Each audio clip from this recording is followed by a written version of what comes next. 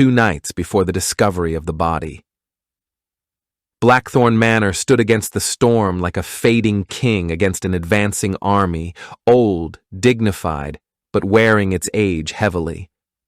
The rain hadn't stopped for hours, hammering the leaded windows and overflowing the garden paths. Lightning flickered across the sky, illuminating the hedgerows and twisted branches in brilliant white for seconds at a time. But in the far corner of the estate, behind the rose garden and past the ancient yew trees, 2 shadowy figures huddled beneath the tangled branches.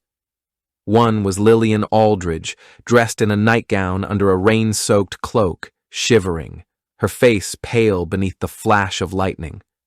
She wasn't supposed to be out here, not alone, not at this hour, but she had no choice.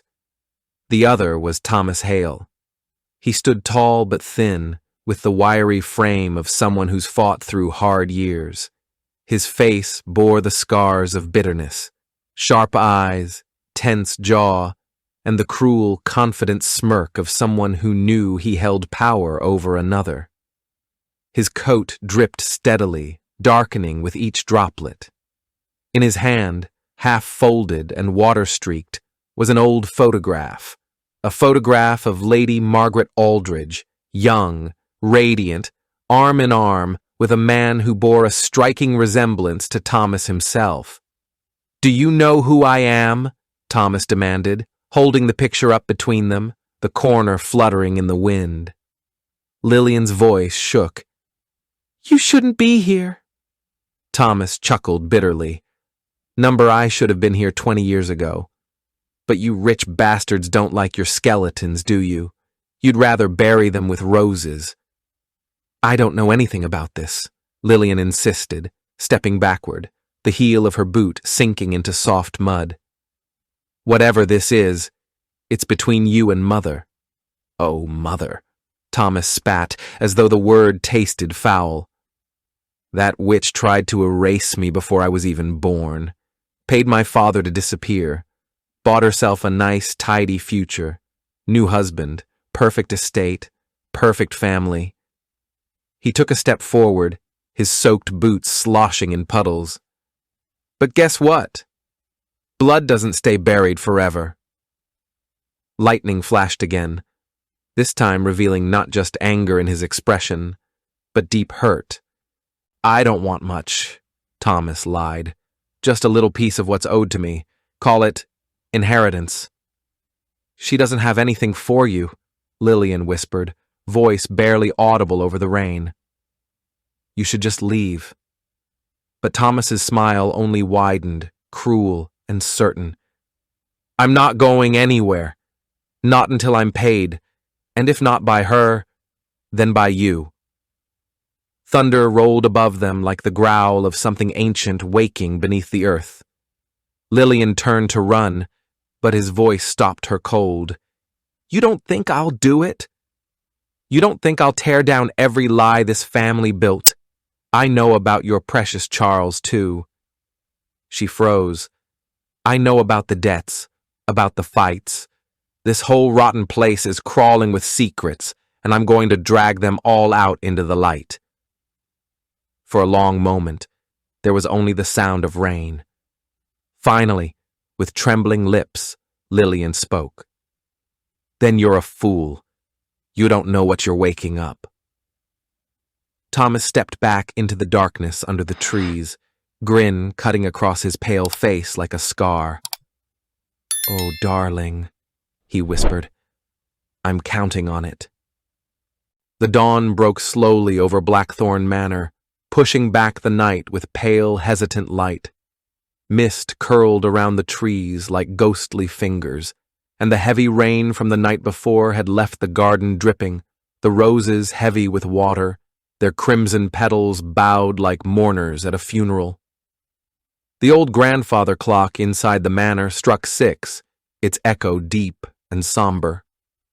Out in the garden, Eleanor, the head housekeeper, made her way carefully along the stone path, a wicker basket looped over one arm, boots crunching against the gravel. Morning chores were her refuge, a small order in a world filled with whispers, unpaid debts, and rising tension in the manor. She moved instinctively, lifting the corner of her skirts to avoid puddles as she passed the yew hedge toward the rose garden. Lady Margaret's pride and joy. It was there that she saw it. At first, she thought it was just fabric caught in the thorns, a scrap of someone's gardening apron, perhaps. But as she stepped closer, the breath in her chest seemed to crystallize. It was a hand, pale, motionless, fingers curled around something metallic. The scream tore from her throat before she could stop it, high and raw, bouncing off the stone walls of the manor like the cry of an injured animal. Inside the manor, footsteps thundered against the polished wood floors. Doors flew open. Maids spilled into the hallway. Cook appeared, wiping flour-covered hands on her apron, eyes wide with alarm. The usually stoic Charles Aldridge appeared at the landing of the great staircase, still adjusting his dressing gown. "What the hell is going on out there?" he barked, but no answer came except for the distant, fading echo of Eleanor's scream. Eleanor was frozen in place, clutching her basket against her chest as though it might shield her from the horror at her feet. Before her, tangled awkwardly in the rose bushes, lay the body of Thomas Hale, his head tilted at an unnatural angle, eyes staring sightlessly up at the gray sky. Around his throat, a fine silk scarf twisted tightly like the embrace of a serpent. Elegant, deadly. But what caught Eleanor's attention next was his hand. In those pale, rigid fingers was something she couldn't ignore, a cufflink. Intricately designed, engraved, expensive, and unmistakably belonging to one of the Aldridge men. The nearby roses were streaked with something darker than rainwater. Blood. Not much, but enough to stain the delicate red petals a deeper, more violent crimson. A gentle breeze stirred the silk scarf around the man's throat, making it flutter softly, like a final silent breath escaping from a lifeless form. Charles arrived first, pushing past Eleanor with sharp, impatient movements. His anger died the moment his eyes landed on the body. His mouth opened, but for a full 3 seconds no words came out, only the faintest sound of a disbelieving laugh. Behind him, Lady Margaret appeared. Unlike the others, she didn't scream. She didn't even gasp. She stared, still, cold, eyes hard as polished stone.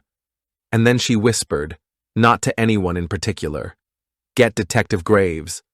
The drawing room of Blackthorn Manor was a room built for appearances. Heavy velvet curtains, mahogany bookshelves, crystal decanters glinting faintly in the gray light creeping through the rain-streaked windows. But appearances were slipping. The Aldridge family gathered awkwardly, like porcelain figures set too close on a mantel, perfect from a distance, but ready to shatter at the slightest touch. Lady Margaret sat straight-backed in her chair, composed, her eyes fixed firmly on the flames in the ornate marble fireplace. Standing to her right was Charles Aldridge, her son, disheveled and tense, eyes darting nervously toward the door. His tailored robe hung loose over his shoulders, revealing a frayed cuff on his expensive shirt. His fingers rubbed the bridge of his nose, betraying the tension beneath his practiced smirk. On the opposite side of the room was Lillian, clutching her teacup like it might break if she loosened her grip. Her eyes were red, not from crying, but from not crying. Behind those strained eyes, something else churned. Fear, guilt, or something worse. Detective Graves stood in the center of them all, the unwelcome guest who had arrived not for tea, but for truth. Graves, calm, measured. "Mr. Aldridge, you'll forgive me, but it seems strange that a man would find himself strangled in your garden before breakfast." "Charles," defensive. Strange things happen all the time. This estate borders the public road. We've had trespassers before. Graves, eyes narrowing. With a family cufflink in his hand? Silence. Graves lifted a small linen handkerchief, unfolding it carefully to reveal the intricate gold cufflink, still streaked with faint traces of blood. The Aldridge crest gleamed unmistakably beneath the soot of rain and violence. Lady Margaret finally spoke, her voice smooth but cold. That proves nothing. Graves, softly. It proves one thing clearly, Lady Aldridge. Whoever killed him didn't plan it very well. People don't usually leave signatures unless it's personal. A beat. Graves studied each face. Charles fidgeted. Lillian refused to meet his eyes. Margaret remained an impenetrable statue of silk and bone. Lillian, suddenly blurting, "He was blackmailing us." Both Charles and Lady Margaret flinched slightly at the confession, like fine china rattling on a shelf. Graves leaned forward. "I see. And what was he asking for?" Silence again. A thunderclap outside gave them a brief excuse to stay quiet. Graves, firm. "Who was he really?" Charles exhaled heavily. His name was Thomas Hale. He claimed to be related to us. Said he had evidence. Evidence of what? Lady Margaret's voice, sharp this time, cut through the room. "Of nothing that concerns you, Detective." But it did concern Graves. Very much. The family portrait hanging above the fireplace. A much younger Lady Margaret, Charles as a child, and an older man in military uniform, the late Lord Aldridge. Except, now that Graves studied it, he saw it. The jawline, the same angle of the cheekbones. Thomas Hale wasn't lying about blood. Family secrets always had a way of rotting, like weeds under a beautiful garden. Graves, soft, almost kind. Secrets don't stay buried for long, Lady Aldridge. Not in families, and certainly not in gardens. A close-up of the Aldridge crest on the cufflink, stained red and glinting in the flicker of the fireplace.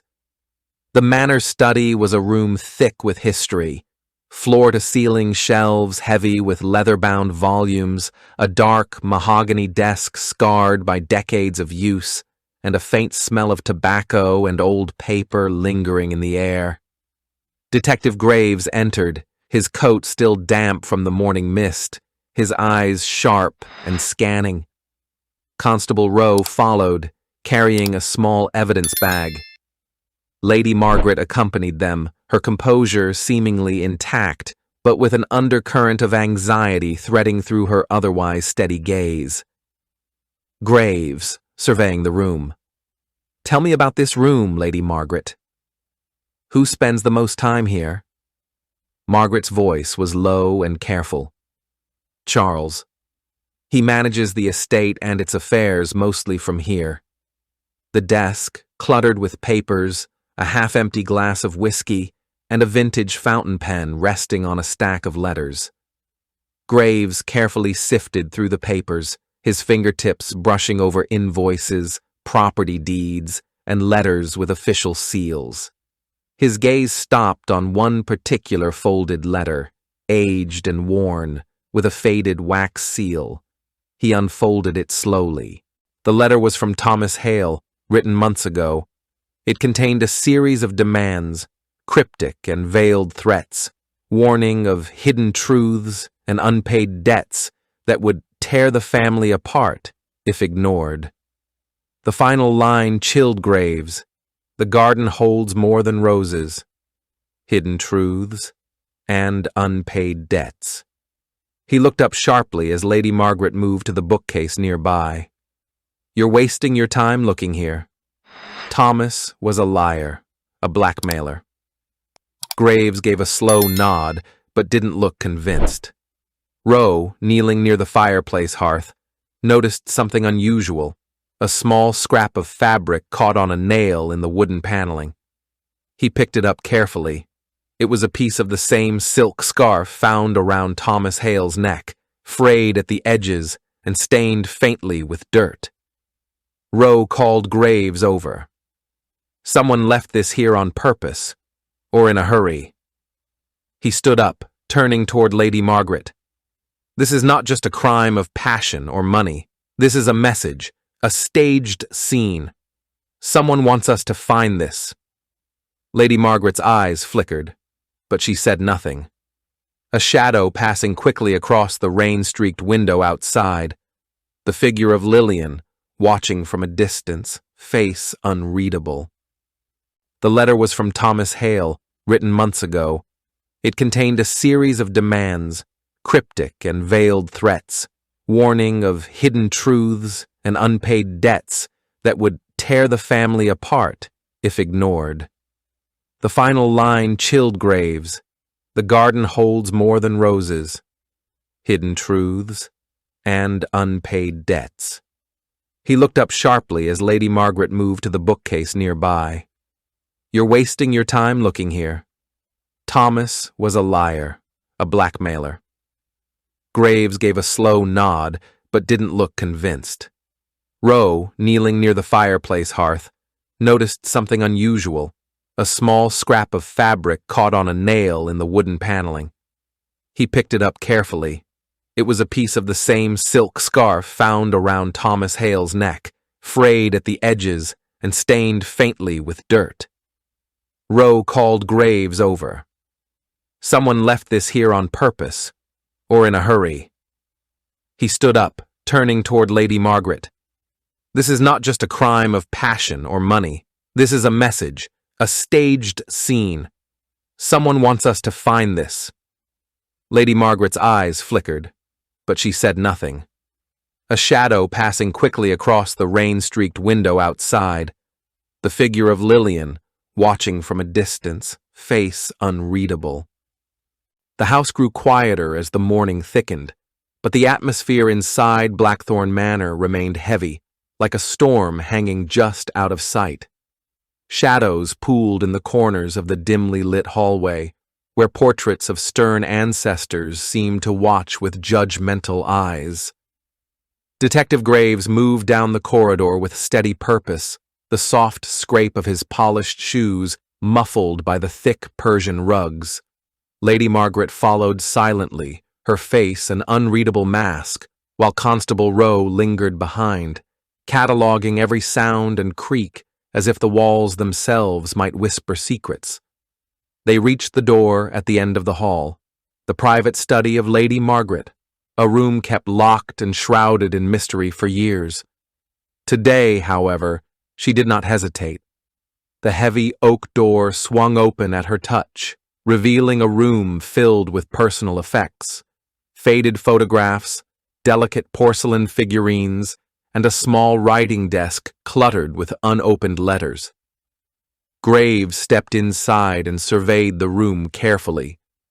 The faint scent of lavender lingered in the air, mixed with something sharper, metallic, something that tugged at his instincts. On the desk lay an old leather-bound journal, its cover cracked with age. Graves reached out and opened it, the brittle pages revealing entries written in a tight, hurried script. As he read, the tension in the room thickened.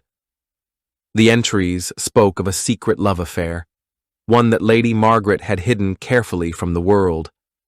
A relationship with a man whose identity was carefully obscured by initials and cryptic phrases, but whose presence had clearly shaped many of her decisions over the years. The last entry was the most revealing, a desperate plea for forgiveness, a warning of betrayal, and a hint that someone close to her had discovered the truth. Graves glanced toward Lady Margaret, whose expression flickered for the briefest moment, a crack in the facade, before settling once again into cold composure. What happened here, Graves said quietly, was not just about Thomas Hale. It's about something far deeper. Lady Margaret's eyes hardened. You're treading on dangerous ground, Detective. Some doors are best left closed. Before Graves could respond, a sudden noise echoed from the hallway, a hurried footstep, a door slammed. All three turned sharply, but the corridor was empty, save for a faint trail of perfume lingering in the stale air. Outside the study window, the overcast sky pressed down, the distant rumble of thunder reminding them that the storm inside Blackthorn Manor was far from over. The rain had softened to a drizzle as Detective Graves returned to the drawing room, where the flickering fire cast tall shadows on the walls. The tension there was palpable, like a held breath waiting for release. Graves placed the leather-bound journal gently on the heavy oak table and motioned for Lady Margaret and Constable Rowe to join him. Without a word, he reached into his coat pocket and pulled out a thin, folded piece of paper he'd found tucked inside the pages of an old book in the study. Unfolding it carefully, he revealed a letter, its ink faded but legible. The letter was addressed to Lady Aldridge, but the words carried a weight far beyond a polite message. It was from Thomas Hale. In it, he confessed to knowing secrets about the Aldridge family, secrets that could ruin reputations, destroy marriages, and fracture legacies. He wrote of debts unpaid, not in money, but in loyalty, trust, and silence. The letter's final lines sent a chill through the room, a warning that the past was not done with them, and that someone in the house was willing to kill to keep it buried. Lady Margaret's face remained stoic, but her fingers twitched as if fighting an invisible storm inside. Graves looked up, meeting her gaze. This changes everything. The motive isn't just greed or revenge, it's fear. Fear of exposure. Rowe nodded grimly. So, someone in this house wanted Thomas silenced.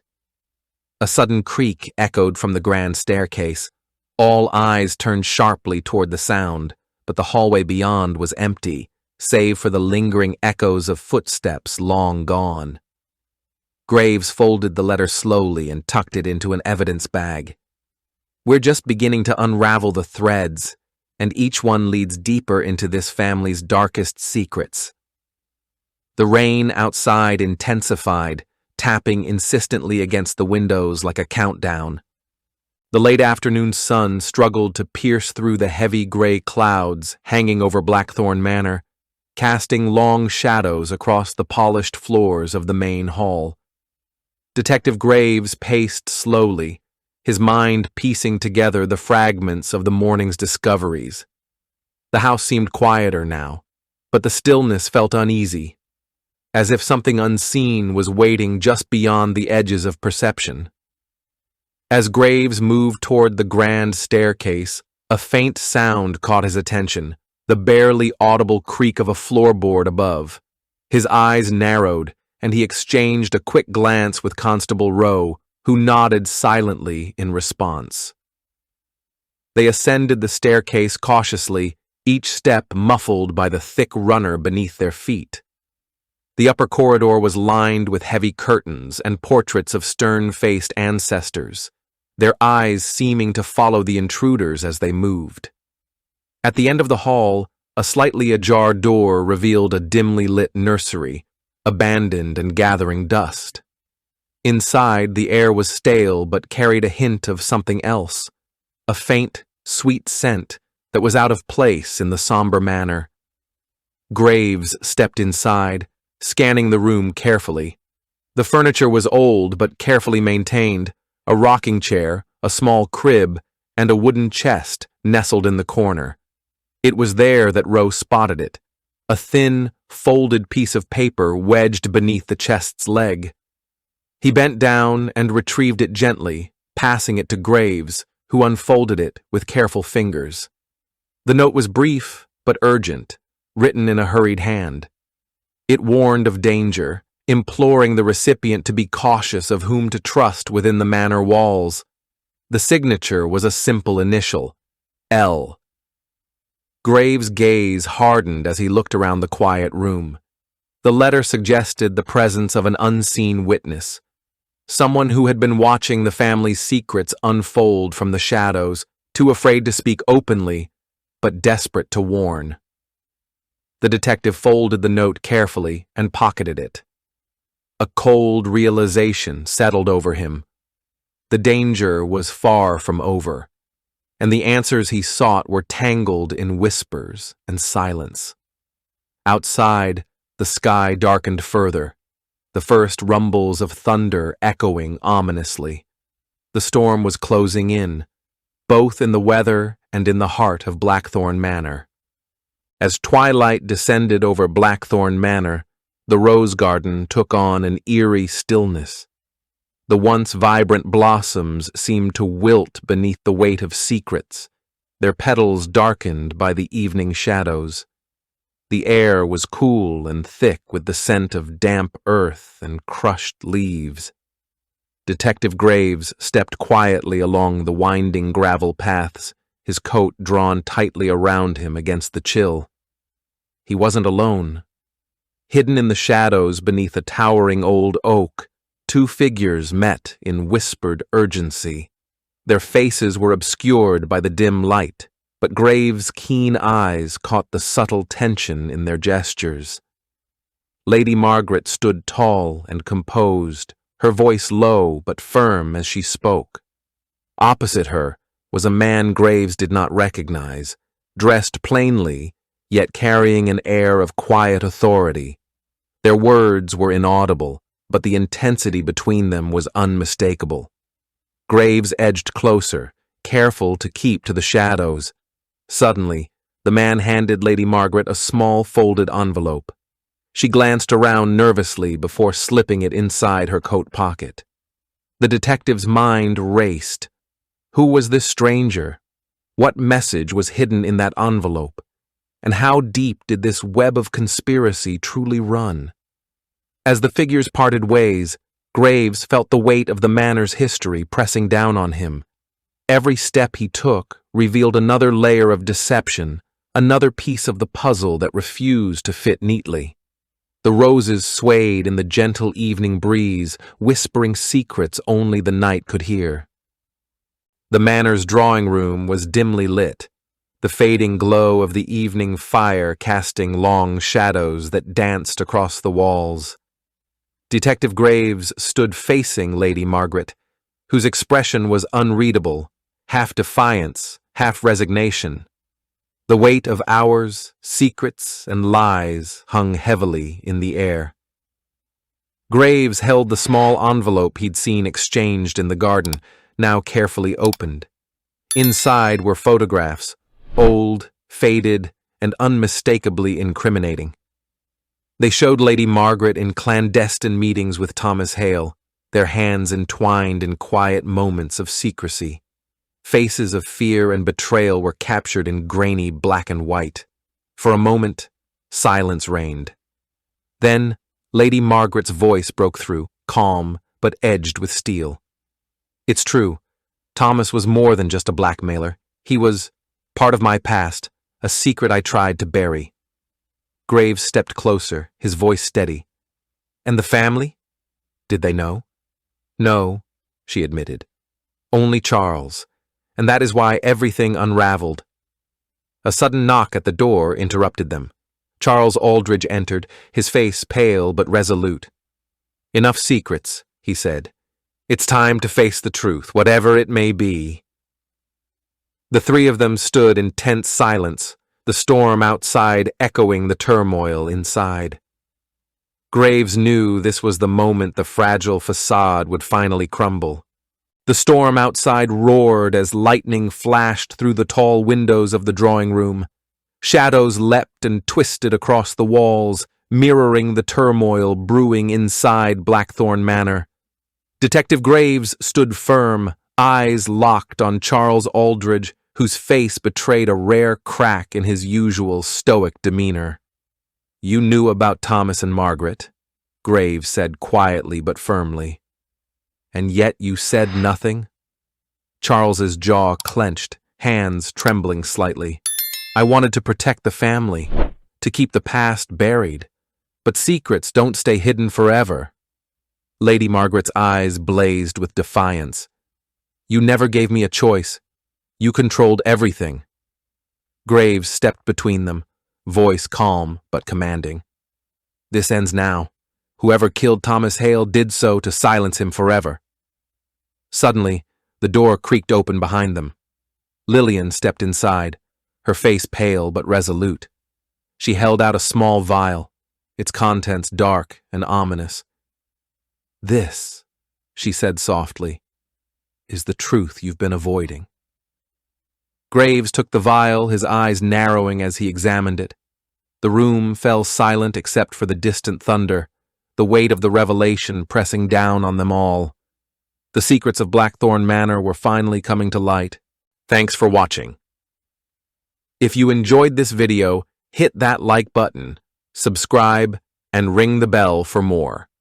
Let me know your thoughts in the comments. I'd love to hear from you. See you in the next one. Bye for now.